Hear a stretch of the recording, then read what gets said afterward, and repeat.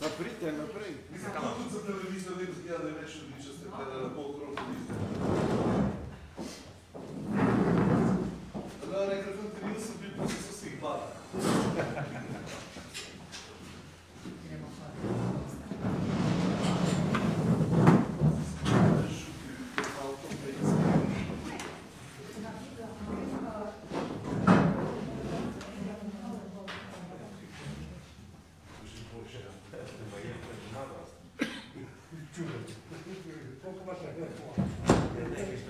Ok, bomo kar začela, ne? Ja. Dobar dan, dober večer. Vsi prav lepo pozdravljeni v veliki sejni sobi občine Medvode. V Medvodah v okviru Demokracija magazin Tura oziroma vse slovenske turneje naše založbena obzorja, na kateri prirejamo pogovore v različnih slovenskih krajih z avtorji knjig, ki so izšle pri naši založbi. Naš današnji gost in sogovornik je znani ljubljanski odvetnik, gospod Radovan Cerjak, ki je pri naši založbi na obzorje izdal knjigo Svoboda in upanje. V njej preko različnih človeških usod zelo slikovito prikazuje našo tragično polpreteklo zgodovino. Našega gosta, gospoda Cerjaka, tako prav lepo pozdravljam tu med nami. Prav tako lepo pozdravljam tudi vse tiste, ki nas spremljate v neposrednem prenosu preko naše spletne strani demokracija.si. V naši sredi pozdravljam tudi vse vas navzoče in posebej poslanca Državnega zbora Republike Slovenije, gospoda Leona Merjasca. Današnji pogovorni večer organiziramo v sodelovanju z Združenjem za vrednote slovenske osamosvojitve Medvode. K uvodni pozdravljeni besedi vabim gospoda Marjana Merjasca. Izvolite. Prav lepo pozdravljeni še v mojem imenu in imenu območnega odbora Združenja za osamosvojitev vrednot Slovenije. Tukaj bi pozdravil našega avtorja današnje knjige, Radovana Cerjaka, ki nam bo predstavil to svojo knjigo. Že vnaprej se vam zahvaljujem za obisk. Zahvaljujem se tudi televiziji Medvode, da nas je obiskala. In hvala lepa. Najlepša hvala. Gospod Cerjak, za začetek bi vas vprašal, kako ste kot odvetnik dobili idejo, da bi napisali knjigo, ki bi skozi literarno pripoved, skozi literarno zgodbo prikazala našo slovensko tragično polpreteklo zgodovino. Dober večer še v mojem imenu in tudi z moje strani zahvala vsem, ki ste danes prišli. Jaz upam, da bomo zdržali do konca, pa da bomo na koncu potem lahko tudi nazdravili s kakim kozarcem. Upam, da bo večer kakor toliko zanimiv. Torej, kar se tega vašega vprašanja tiče, potem vam lahko povem. Zgodba je bila pravzaprav, se mi je motala po glavi, če tako rečem, že kar dolgo časa, že par let, pa sem začel pisati, pa potem zbrisal, ker mi zadeva ni bila všeč, pa spet popravljal. No, potem sem pa lani zbolel za korono, 14 dni sem bil v karanteni in nekaj je bilo treba narediti, in tisti čas sem pač izkoristil za to, da sem knjigo dokončal. Moram na tem mestu tudi dati zahvalo založbi Nova obzorja, ki je priskočila in takoj so se odločili pač, da mi objavijo to moje pisanje. Tudi sicer mi včasih objavijo v reviji Demokracija kak članek in poskušal sem v tej zgodbi pač združiti neke dve osebi, ki sta v glavnem moje fikcije, ampak zelo veliko resničnega je pri teh obeh osebah. Ta emigrant v Parizu dejansko obstaja, gre za mojega prijatelja Franceta Turšiča, sina ubitega domobranca, in tudi ta Boštjan, ki se sicer ni imenoval Boštjan, je v precejšnji meri resnična oseba, je obstajal, bil je meni zelo draga oseba, ampak žal je zelo kmalu umrl pri dobrih 52-53 letih in je že to precej let od tega, kar je umrl. No, ta vaša knjiga, kljub literarnih pripovedi, izredno natančno sledi zgodovinskim dejstvom. Domnevam, da ste kljub svojemu napornemu odvetniškemu delu prebrali številne zgodovinske knjige in pričevanje z naše polpretekle zgodovine, recimo o umiku domobrancev oziroma Slovenske narodne vojske maja 1945 čez Dobel, o dogajanju na Vetrinskem polju in nato o angleškem izdajalskem vračanju v takrat že Titovo Jugoslavijo. To drži. Jaz sem pač ta roman poskušal strukturirati na tak način, da bi bilo zadeva vsaj čim bolj tako verodostojno prikazana v skladu z tistimi zgodovinskimi dejstvi, ki jih jaz poznam. V tem romanu je ogromno nekih resničnih oseb, od poveljnika Krenerja do doktorja Kanteta, to je bil, kot veste, naj bi bil nek vosovski urinjenec v takratni Hacinovi policiji, pa ni bil, v resnici so njega prisilili v sodelovanje, to je zgodba spet morda za kako drugo knjigo. Ja. In še nekaj oseb, mislim, ki so zgodovinska, sem seveda poskušal zajeti tukaj noter, narediti nek tak preplet, ki bi bil najbolj tak možen in verodostojen. Zdaj, koliko mi je pa to uspelo, pa ne presodijo drugi. No, skozi pripoved pokažete, da sta oba vaša glavna lika, tako Francelj, torej v bistvu domobranec kot Boštjan, partizan, preko življenjskih izkušenj že zelo mlada spoznala, da je nekako komunizem zgrajen na lažeh, da je zločinski sistem, ki je nekako povsem primerljiv z drugima dvema totalitarizmoma 20. stoletja, se pravi s fašizmom in nacizmom. V času druge svetovne vojne, kot je razvidno z vaše zgodbe, sta oba še zelo, zelo mlada. Res je, zelo, zelo mlada sta oba in oba dva sta imela različne usode, medtem ko je Francelj emigriral, je Boštjan ostal tukaj, doštudiral, se zaposlil, ampak pravzaprav oba dva sta prihajala do istega spoznanja o tem bivšem sistemu, sistemu, za katerega se je eden idealistično pri 14 letih vzel puško v roki in boril, drugi je pač bil ta, da mu je ta sistem vzel očeta, ampak kot sem rekel, oba dva sta na koncu prišla do istega spoznanja, skratka, da gre za nek zavržen totalitarni sistem in še enkrat rečem, upam, da mi je uspelo to stvar tako prikazati tudi. Nedvomno pa ste ob tem dobro opisali to veliko Franconovo željo, pravzaprav hrepenenje, upanje, da bi končno izvedel, kdaj in kje je bil ubit njegov oče France, ki je bil domobranec, da bi končno izvedel, kje ležijo njegovi smrtni ostanki. V bistvu v knjigi mislim, da opisujete, da je pač njegov oče končal tam v okolici Teherja.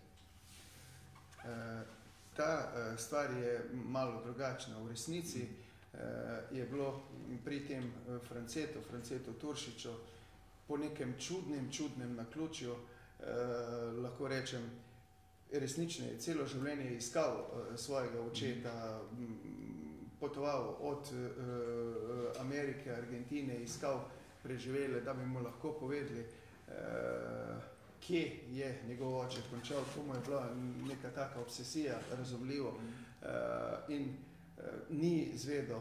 Po nekem čudnem naključju sem pa jaz enkrat v roke dobil en zapis, ki ga je pred smrtjo dal Lojze Opeka, to je oče od tega znanega misionarja Pedra Opeke. In tam noter je povedal, da so ga gnali na Hrastniški rov in da je bil skupaj zvezan z Francetom Turšičem starejšim iz Begun. No, potem sem jaz njega poklical v Pariz in tako je bila ta uganka razrešena, ker Francelj se je spomnil, da je ta Lojze bil pravzaprav prijatelj od njegovega očeta, da sta skupaj bila pred domobrancih, da jim je peč delal še pred vojno in tako naprej. Skratka, tako približno je prišel do tega, da so mu očeta umorili na tem hrastniškem hribu. Je pa to hrepenenje če lahko tako rečem, po najdbi, bi rekel, tega groba pravzaprav ena stvar, ki sem jo bil pa tudi jaz deležen, že pravzaprav od otroštva. Jaz izhajam sicer iz partizanske družine, jaz sem sin ubitega partizana, borca Tomšičeve brigade, ki je po 3-4 mesecih partizanščine v partizanih preprosto izginil.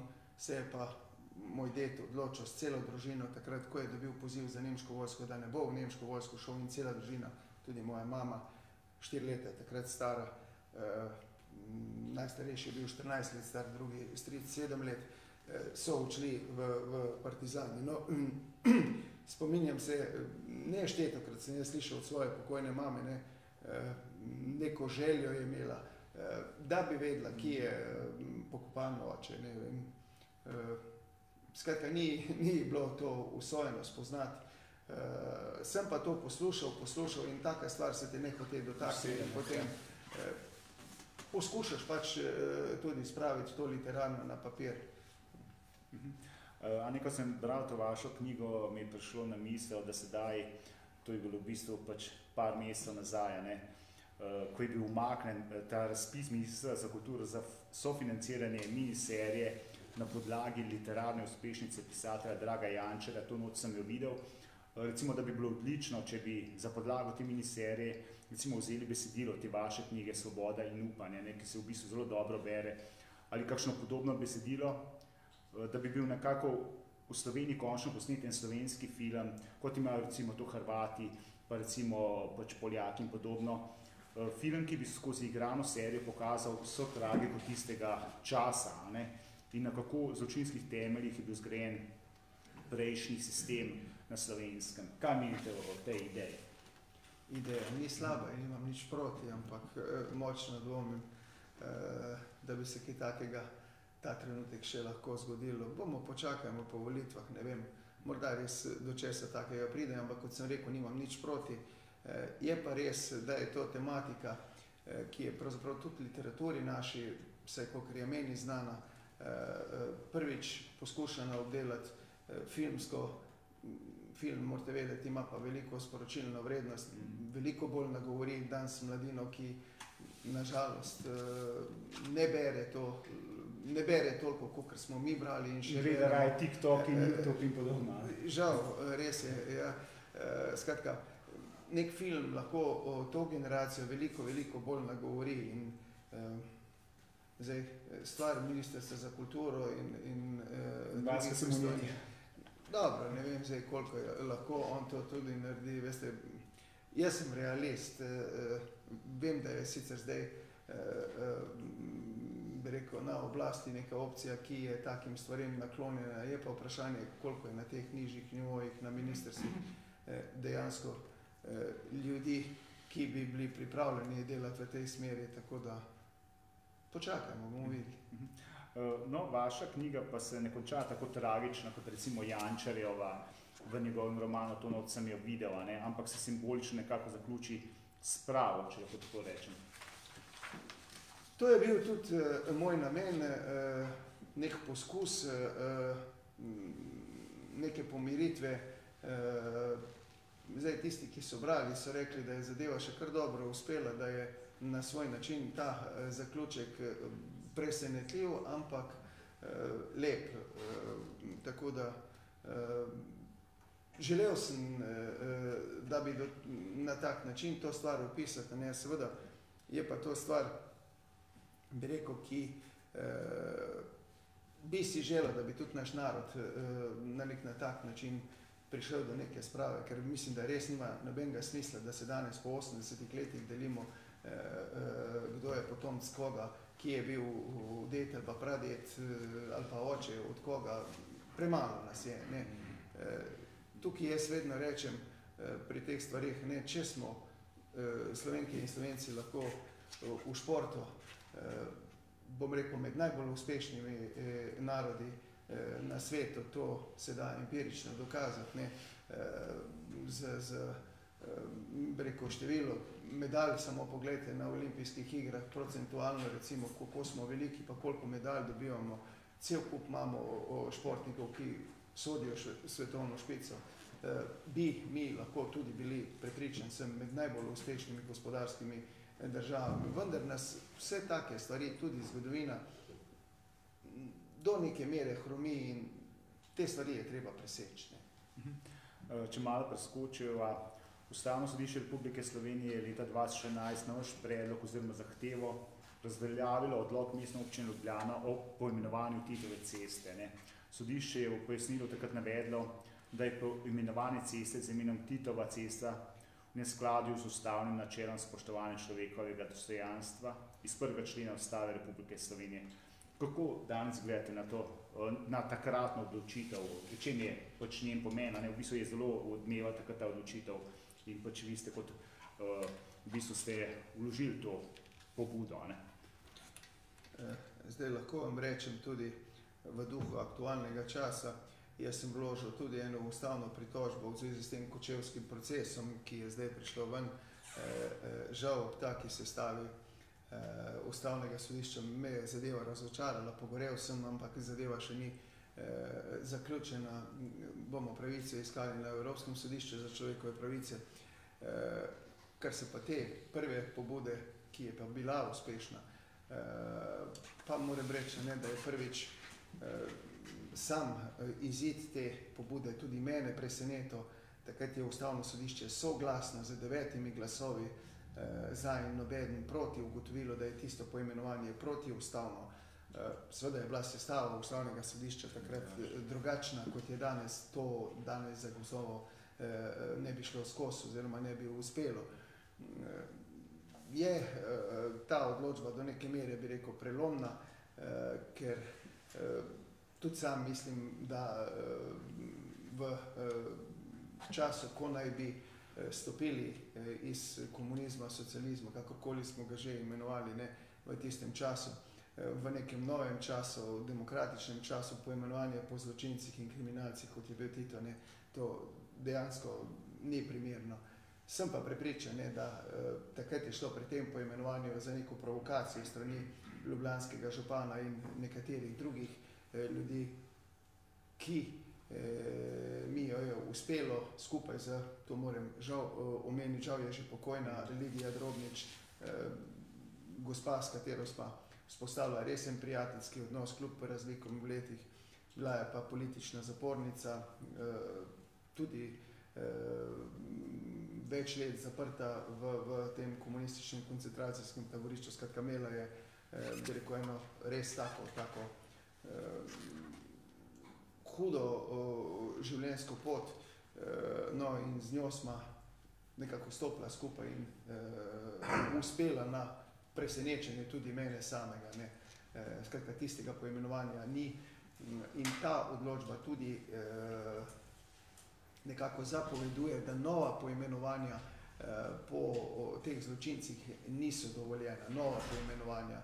Je pa slabost te odločbe toliko, ker ta stara poimenovanja, veliko mest ima še po Titu, po Kardelju, po Kidriču, pa ne vem po komu še.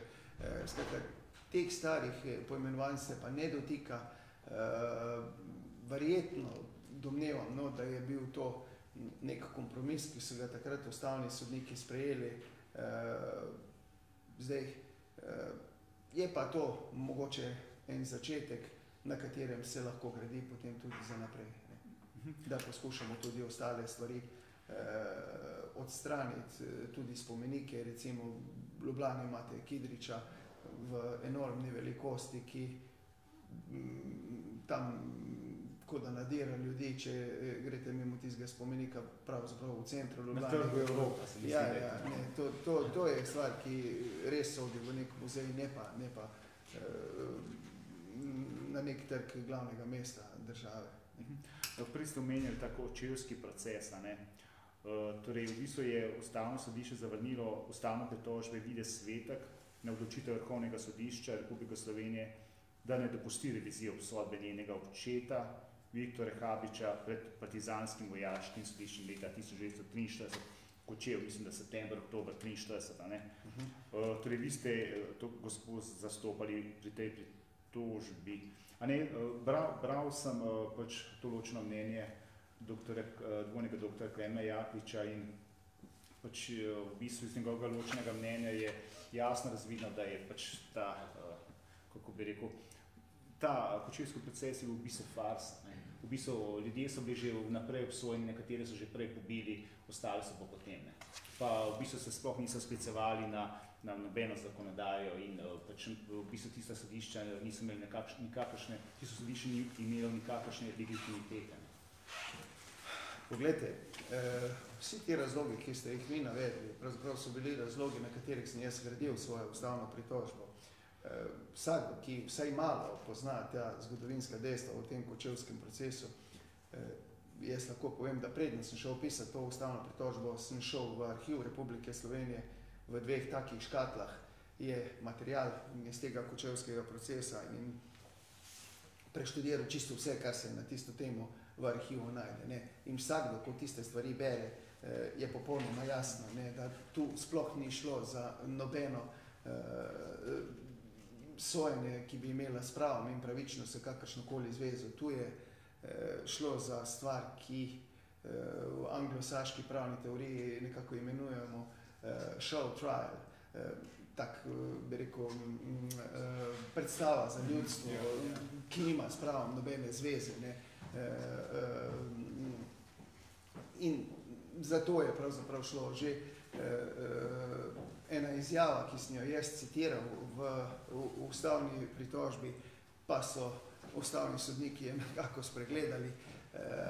Že izjava Teodorja Tominška, to je nekega sodnika na tem procesu, ki je pa dal v 60-ih letih, takrat, ko so vse tovariši še malo razgovorili pa povedali kako stvar, ker so bili prepričani pač, da bo sistem večni. Ne. Tista izjava kaže pravzaprav, pove vse o tem kočevskem procesu. Zdaj poskušal bom čim bolj verodostojno povzeti. On je rekel tako nekako, da oni namenoma, se pravi ti, ki so pripravili ta proces, niso v tem obtožnem aktu, niti v sodbah, citirali nobenih pravnih predpisov, ker so ugotovili, da bi jim to škodilo. Potem je po nadaljevanju rekel, mi smo izhajali iz krivde vseh obtožencev. Ne. Zdaj, če vi že vnaprej izhajate, da je nekdo kriv, pa vse sojenja sploh ne rabite. Ne. To je potem samo neka farsa. To je tako, kot so imeli tisti stalinistični procesi, tudi pri nas so se dogajali tam po drugi svetovni vojni. To nima nobenega smisla, če je že vnaprej vse odločeno.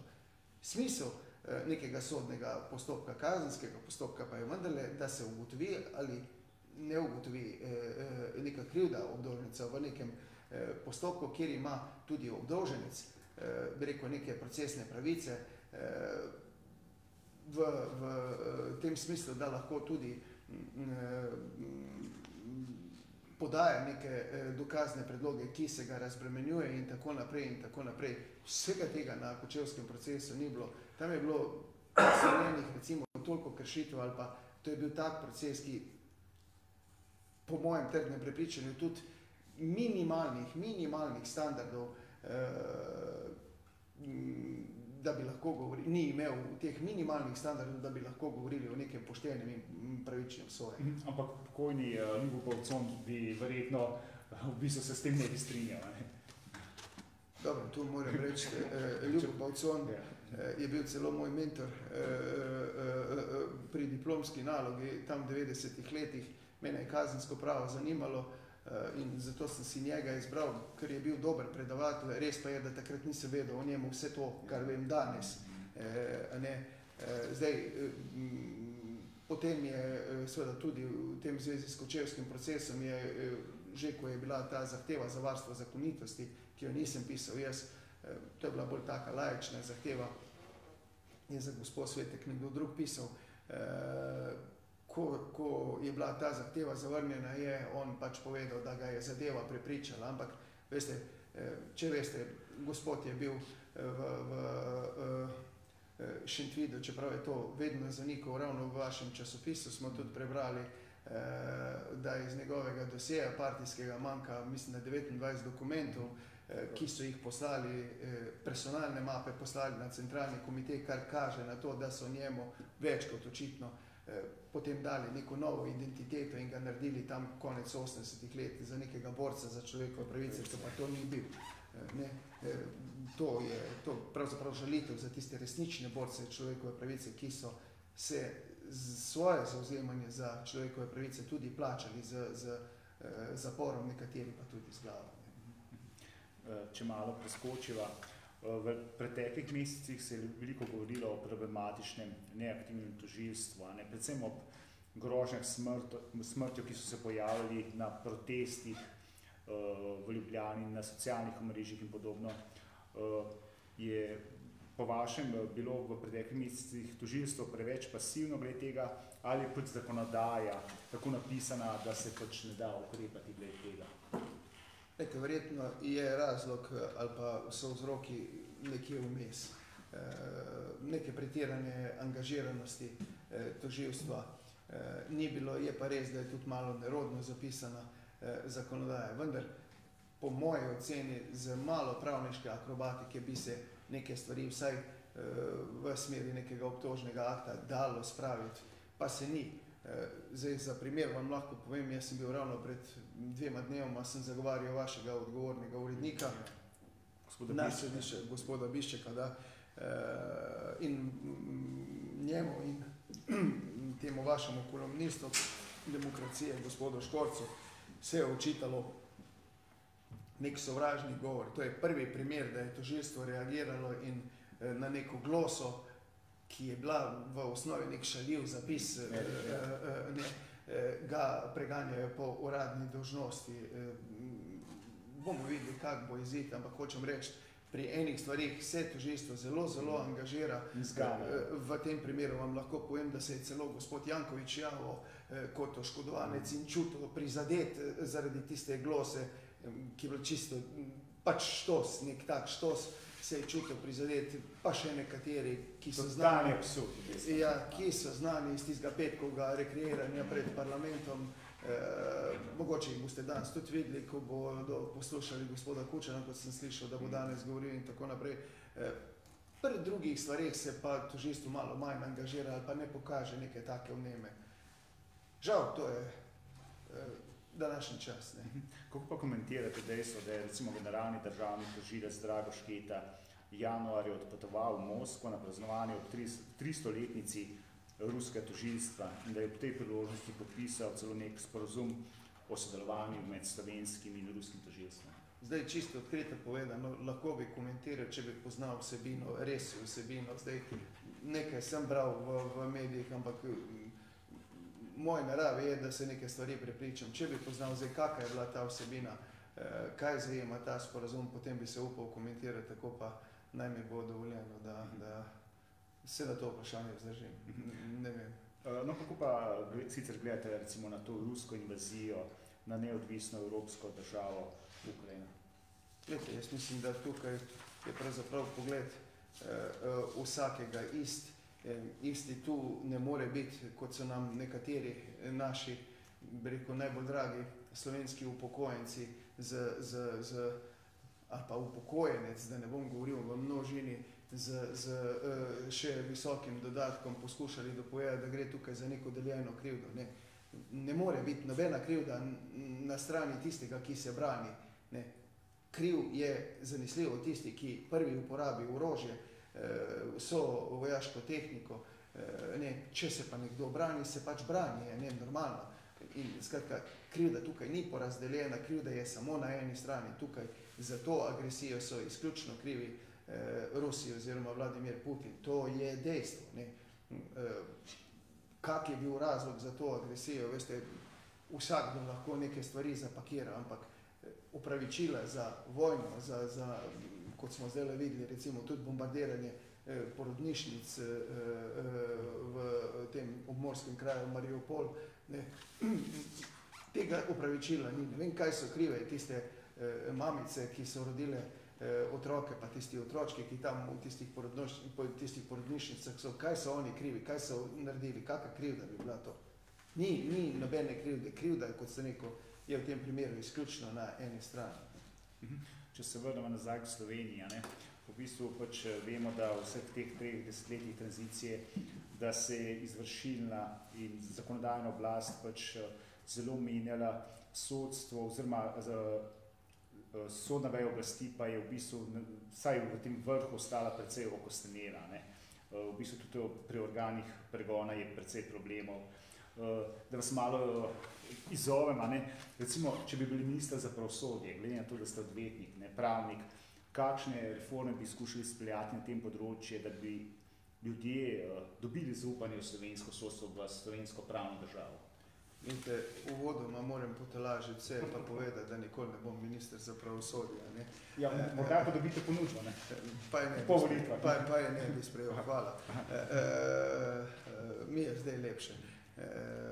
To je zdaj osnovni problem, ki ga jaz vidim v tem nezaupanju do slovenskega sodstva, je to, da se v 90-ih letih, ko smo pač poskušali formirati nek nov sistem, pravosodni sistem, ni upoštevala tista določila zakona o sodniški službi. Če veste, zakon o sodniški službi je vseboval jasno določbo v 8. členu, po katerem sodnice in sodniki, ki so sodelovali pri kršenju človekovih pravic, ne morejo dobiti trajni mandat. Pri nas se to preprosto ni spoštovalo. To je tisti Pučnikov amandma. Pučnikov amandma, tako je. Ampak to je bila mrtva črka na papirju, nažalost. Mislim, da se je samo v enem primeru nekega sodnika, ki je pa kasneje dobil trajni mandat, ampak tistega sodnika, ki je bil že takrat na višjem delovnem in socialnem sodišču, skratka šel je iz kazensko-pravne sfere in si res ni zaslužil lustracije, so lustrirali oziroma tako za primer pokazali vsi tisti, recimo, kot jih imate pa danes v kazenskem senatu na Vrhovnem sodišču nekaj, so pa mimo šli, pa so dokazano sodili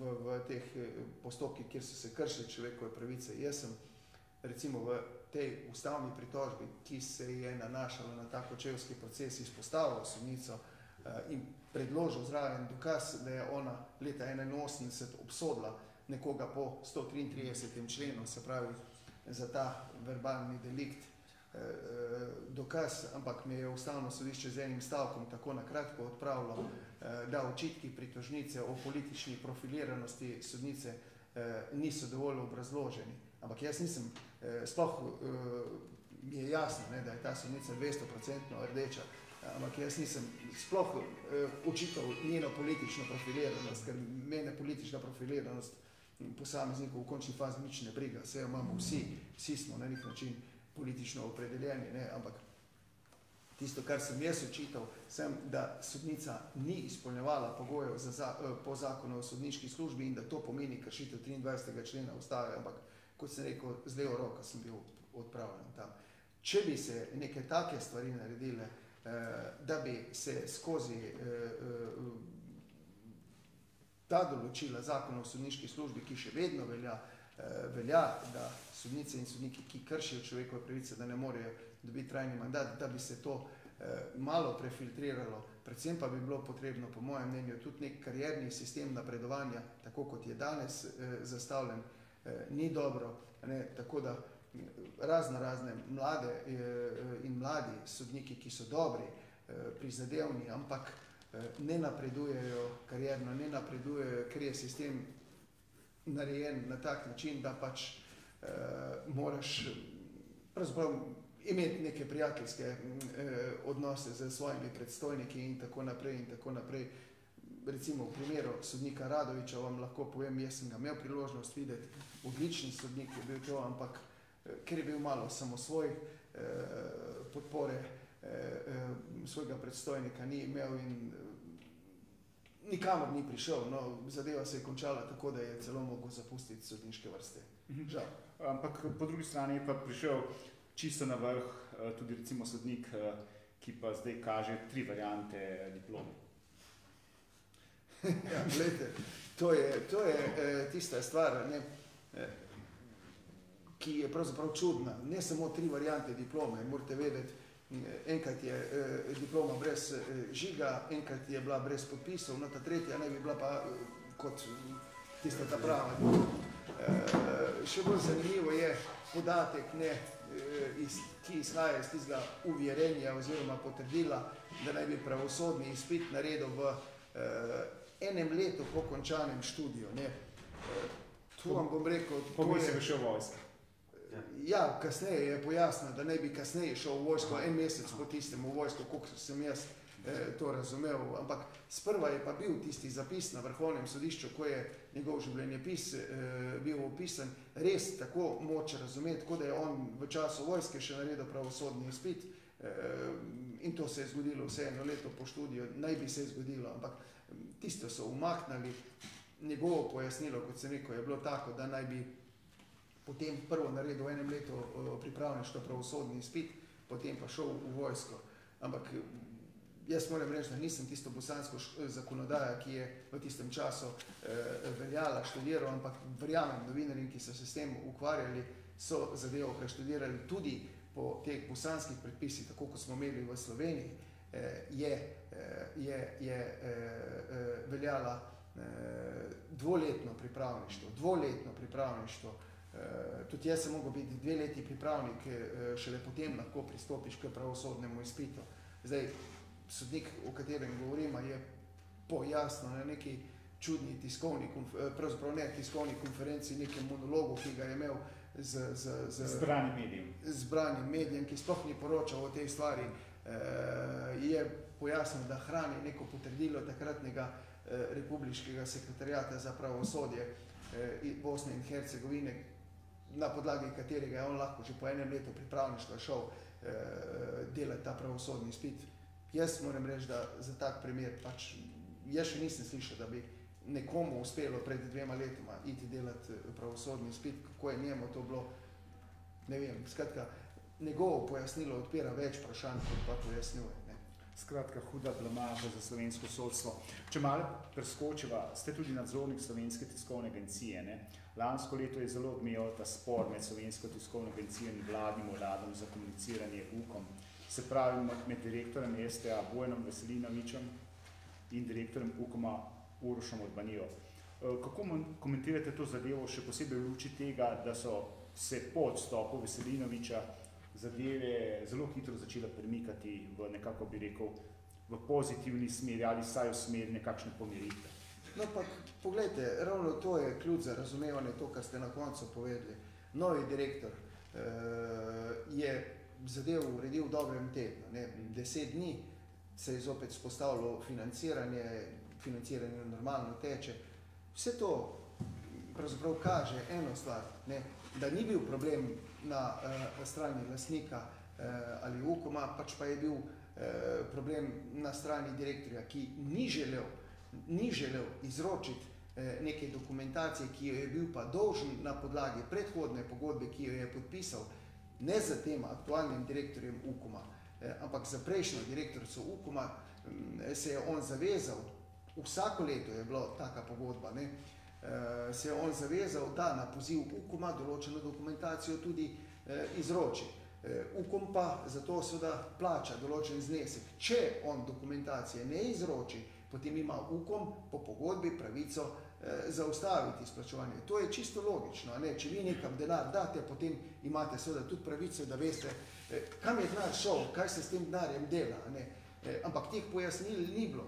Ampak novinarska srednja, taka kot je pri nas, je poročala, začela z črko B, se pravi, govorili so o tem, da UKOM ne plačuje, ne financira STA, to se je mesece in mesece rolalo, niso pa poročali na način, ker pred črko B je v abecedi tudi črka A, niso poročali, kaj je tisti vzrok, pa zakaj tega ne naredi. In ko je novi direktor nastopil pač za ta direktorski položaj, je človek dojel, kaj je njegova obveznost, zadeva se je uredila v dobrem tednu dni. Zdaj pa nikjer več ne poročajo o tem, ni pravzaprav teh novinarskih junakov v teh dominantnih medijih, ki bi pojasnjevali vzrok, ker to je vsakomur zdaj lahko razvidno. Ne. Da se je v bistvu zadeva zlorabljala čisto v politične namene. Absolutno. In zato je bil kriv, absolutno lahko rečem, bivši direktor, ne, ki je vzel za talce vse zaposlene. Ne. Približujeva se koncu najnega pogovora. Že odkar je sedanja vlada nastopila svoj mandat, smo priča silovitim napadom leve opozicije, agitpropovskih levih medijev in tako imenovane globoke države na njo. Ravno zdaj mislim, da trenutno poteka tudi spet nek shod in govori tam celo šef tako imenovane globoke države. Kako gledate na te proteste? Glejte, načeloma jaz proti javnemu izražanju svojega mnenja nimam nič. Ne. To je v demokraciji normalno. Kamorkoli jaz nekaj sveta videl, pa sem po večjih evropskih državah imel priložnost videti, dnevno ljudje protestirajo in dokler so taki protesti mirni, ne, kot sem rekel, jaz nimam nobenih problemov s tem. Naj pride pa naj izrazijo svoje mnenje. Je pa res, ne, da tudi za take proteste obstaja neka določena pravila. Ne smete pozabiti, ne, da so se v času tiste največje COVID krize, ko so ljudje umirali zaradi COVID-a, ko so se te številke, ko so bili seveda ta virus v bolj smrtonosnih različicah, kot je danes, so se ti ljudje neprijavljeni zbirali, ne spoštovali nobenih tistih ukrepov in prepovedi, ki so bile narejene izključno zaradi varnosti ljudi, ne. Pa so se kljub temu niso spoštovali vsega tega, ne. Dobivali so se, protestirali in take stvari pa, veste, se mi vseeno ne zdi najbolj na mestu. Večina ljudi je spoštovala neke zapovedi, ki so bile usmerjene ne v rušenje demokracije, pa to, kar oni so govorili in pa dominantni mediji so nas prepričevali, avtoritarnost, pa ne vem kaj vse te vlade. Sploh ni imelo nobene zveze s tem. Ne. Večina ljudi je razumela, zakaj gre in je spoštovala to. Je pa ena peščica, ki se je pa dovolila take stvari, ki se po mojem ne bi smela dovoliti. Zdaj, če ste recimo videli, jaz sem tudi včeraj videl, ko sem gledal na televiziji Slovenija, je bil pogovor z predsednikom vlade, moja novinarka, ki je izrazito levo usmerjena, ne, podtaknila, da je gospod Jenull, ki je dejansko neformalni organizator teh protestov, dobil kazen 34.000 evrov za organizacijo protestov in potem seveda skušala iz tega nekaj izpeljati. Sploh ni šlo za kazen za organizacijo protestov, ne, ampak je šlo za stroške varovanja. Policija, tam je bilo ne vem koliko in koliko policistov moralo varovati ta protest, biti angažiranih in te policiste bi lahko, policija bi lahko nekaj bolj koristno uporabljala na kaki cesti in podobno, se obračujem, in podobno, pa bi morda tudi recimo kako, ne bi se mi za tak način, ko hoče, da govorim, pa bi lahko morda tudi kako življenje na ta način prihranili, ampak kot se neko, zgodilo se je, kar se je zgodilo. V bistvu, samo še v bistvu vprašanje za konec moje strani. Ne. Letos je v Sloveniji super volilno leto, najprej nas na koncu aprila, oziroma 24. aprila čaka državnozborske volitve, potem jeseni predsedniške, lokalne, tudi volitve preko elektorjev v državni svet. Kakšna so vaša pričakovanja glede tega, nekako vaša zaključna misel pri najnem pogovoru današnjem? Pričakovanja, moje želje bi bolj rekel. Jaz upam, da bodo ljudje spregledali, videli na teh državnozborskih volitvah, da smo imeli pravzaprav zelo, zelo uspešno vlado. Podatki, javni podatki, ki jih seveda ni kreirala slovenska vlada, to so podatki Eurostata, recimo kaže, da imamo, mislim, da tretjo največjo gospodarsko rast v Evropi, kar je v času COVID-a, to je pravzaprav bi rekel zelo briljantni dosežek.